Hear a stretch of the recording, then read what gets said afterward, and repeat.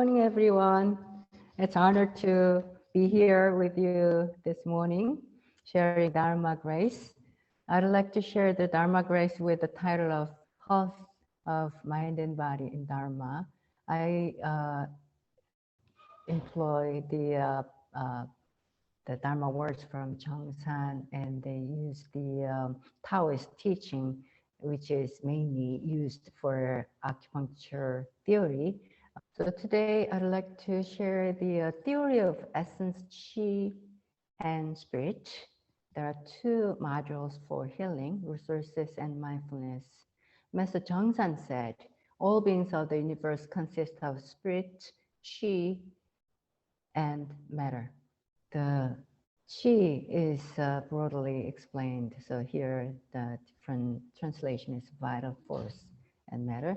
Spirit is the original substance of all beings of the universe, and it is their immortal nature. Chi is that which, as the vital energy of all beings, makes them animated. Matter, as material of all beings, forms their bodies. So in the Taoist, three treasures are essence, chi, and spirit, in Korean, 정기, 신.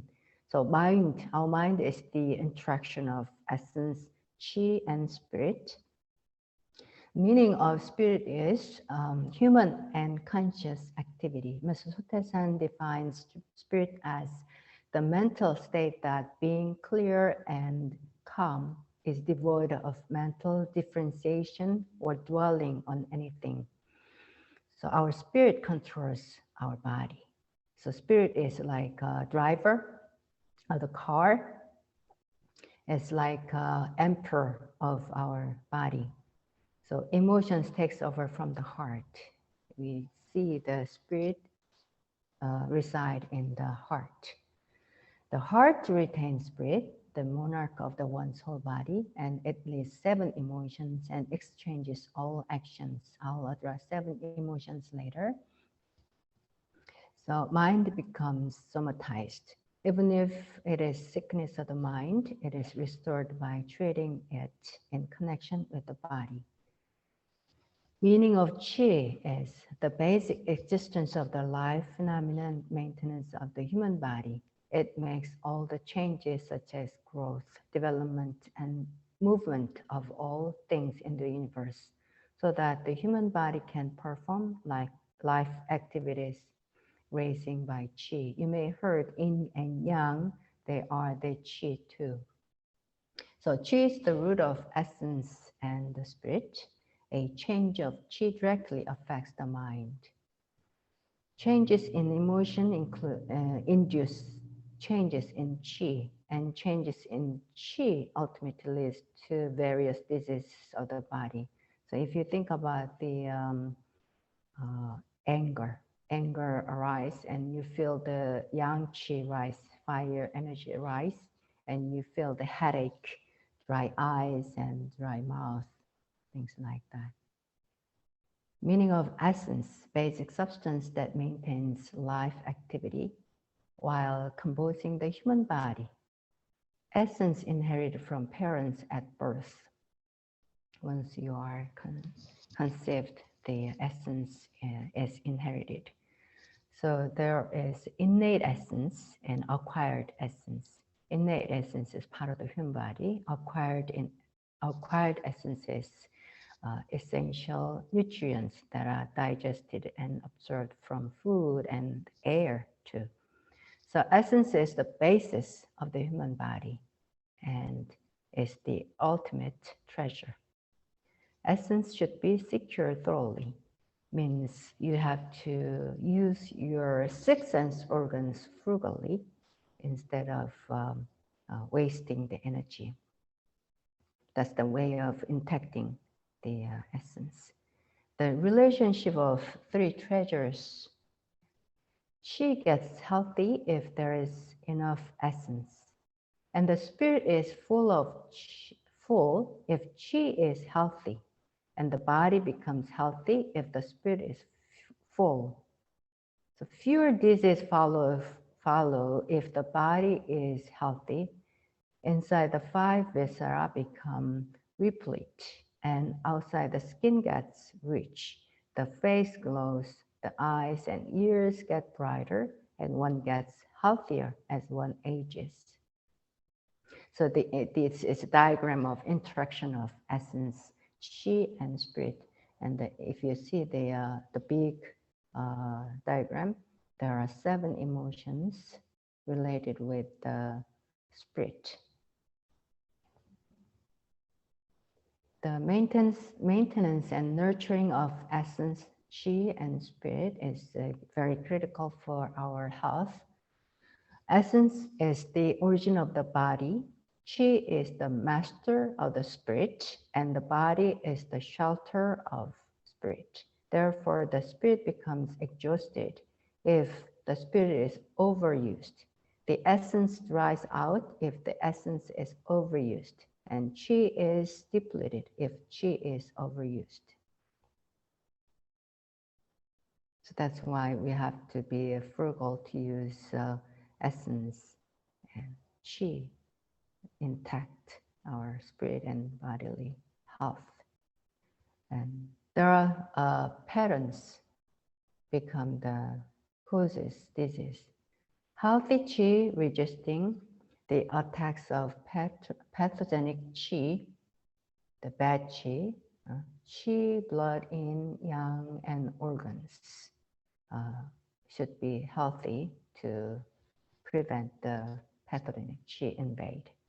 And disease means they are not well balanced, means chi, blood in and yang, and organs. And 3 categories of pathogenic factors: internal, external, and others. Internal 6 excesses are wind, cold, summer, heat, dampness, dryness, fire. Anything is excessive, it can cause the pathogenic factors. And internal etiology factors are 7 emotions: joy, anger, anxiety, pensiveness, grief, fear, fright. The emotions are not necessarily always bad. If they are prolonged or acute, that becomes the cause of the etiological factors. And others are damaged by food, eat a lot or less, a few. And body exhaustion, work too hard, can hurt your health. And excessive sexual activities lose a lot of essence. So their relationships are very much stressed by Master Sotaesan from the beginning of Won Buddhism. One of his mottos, oneness of spirit and flesh. If your body is sick, your mind will be hard. And if you have a hard time, your body will also become sick. So it's a vice versa. You cannot separate body and mind. Practice should include recuperation of essence, chi, and spirit, training for the operation of them by strengthening one's internal health chi and to expel the current problematic pathogenic chi. In Taoist, there is a nurturing way of our life that is to stay healthy. So one is the super consciousness. The heart is like water. If kept calm for a long time, precipitation sinks, so one can look into its bottom clearly. So we can experience this by meditating. Emptying the mind. One should timely avoid attacks of pathogenic wind, including 8 wind, either praise you, criticize you, like you, dislike you. There are 8 winds. Distract your mind. To deficient body and empty the mind, and then genuine chi would gather and essence spirit would remain intact. When this is accomplished, how could disease enter the body? So we gotta be aware of the arising of unwholesome emotions, especially three poisons: greed, anger, hatred, to keep the empty mind. So once you have empty mind, you are aligned with the Dharma. So we rely on the Dharma to treat our disease by practicing. So I'd like to introduce two modules of healing: resources and mindfulness. Resource are the strengths of oneself.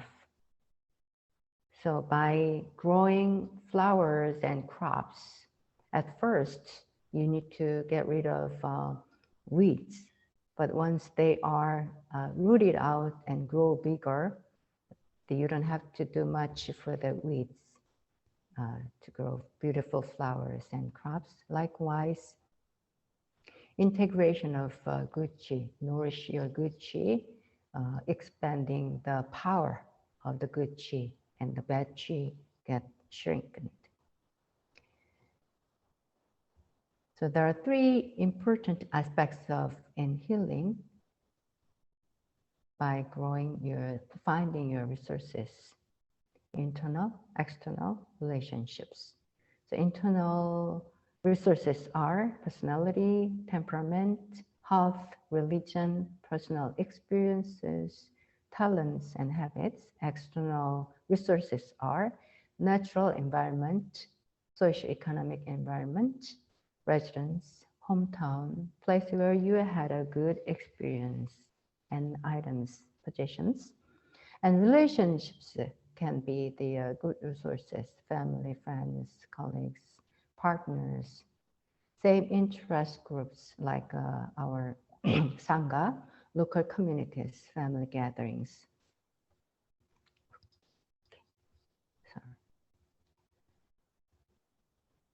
So resources are our root source. The great resource is being aware of here and now. So the moment you are noticing is the healing itself can be a resource that one can experience. So we can practice if time allows, but I don't think time allows today. You can practice by yourself, drawing the mentalized rooms of the mind, either circular form or any other shape, and divide the rooms into three parts and write down your resources: internal, external, relationships. So if you practice with a circular form, you can divide like this in the circular shape: internal, external, relationships, resources. And once I practice with my patient, he draw like this, and he wrote down.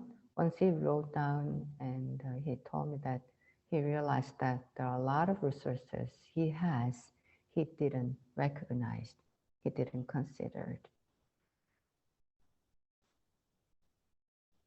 Even once I did my experience that I was sick was considered as the resource, because once I was sick, I felt very painful and lonesome. It was my junior high school years. So once I recall that was resource. So I can understand people's sickness and their lonesomeness. So this diagram shows, once you expand your health chi resources, your pathogenic factors and trauma get shrunken. Like you grow beautiful flowers in the garden. Later on, you don't have to worry about the weeds under the plants. wish to grow. And module 2 is mindfulness. Mindfulness is practice self-awareness by focusing on the present moment intentionally and non-judgmentally. Meaning, by mindfulness, one can accept feeling and thoughts of oneself as it is for full experience. Mindfulness contains a state of consciousness toward oneself and watching the experience that occurs in them. Observing the experience that is happening inside of you from a step behind. Likewise, once you draw the mind map, you can observe from a step up behind and state with no criticism, judgment, or evaluation of what is happening. State of not doing anything, just naturally accept the consciousness. So you can practice finding resources with mindfulness. So you can use the memory, recognition, consciousness, interest, mindfulness as the source of mindfulness practice. Mindfulness is translated as the bare intention, noting, awareness, observance, comprehension, attention. So mindfulness, be here and now, is very critical, and with the eye of observance, your arising thoughts, emotions, feelings, and memories as it is. So once you think about the mindfulness, usually minds are like water that does not shake and becomes clean after a long time, so that you can see through the bottom. In Taoism, this is called calmness of mind. Once you shake the apple juice, you cannot see through, but after a while, it calms down, you can see through. But if you are aware of your mind, it's much quicker to see through. Because the mindfulness is the emotions, arising emotions, is combined with the theory of 7 emotion theory. Our organs, liver, heart, spleen, lung, kidney, 5 viscera are related with emotions: anger, joy, pensiveness, and anxiety, grief, fear, fright. And fear, fright are considered as different. Fear is always like fearful. Fright is like shocking.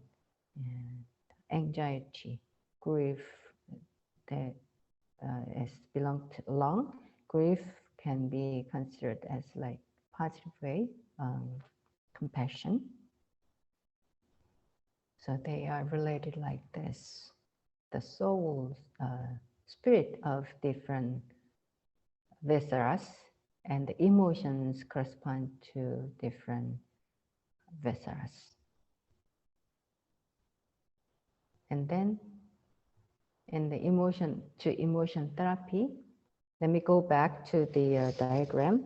If you see the circular way, like clockwise, that is nourishing way. But when we use the treat the emotion to emotion, we use the internal star shape, like anxiety controls anger, pensiveness controls fear, fright, anger controls pensiveness, and goes on like this: depression, sorrow. See, anger belongs to liver, and sorrow controls anger. Joy belongs to heart. Fear controls joy. Goes on like this. And there's a anecdote. There was a gentleman with 2 children, in a subway train in New York. It was very early morning. It was quiet. And the children, two boys, very energetically makes a noise playing around. They are very little, 5 or 7. But the gentleman didn't do anything to calm them. So in the train, there were some people trying to anxious, being angry. After a while, a man asked him, why didn't he calm them down? Isn't it a public space like that? And the gentleman, said that, I'm sorry. I just buried their mom in the graveyard. Then all the people's anger disappeared. That's the way of treating emotion to emotion. And pensiveness is a deep thinking. Some people get hurt. Like students, if they study hard, thinking a lot, they cannot digest well. That is the splinch stagnation. And long time ago, the famous acupuncturist Chang Jong-jin, when he see a person was deep in thoughts like pensiveness, he just slapped him his head, and he's angry because hit by him without any reason, and that way he like boost up his energy. If you're pensive, your energy is down. So that's the way of using the emotions to emotion therapy. These are all the theories. So no emotions are bad always, but once they are prolonged and very acute, like once you have depression after someone died, for 6 months you keep being sad,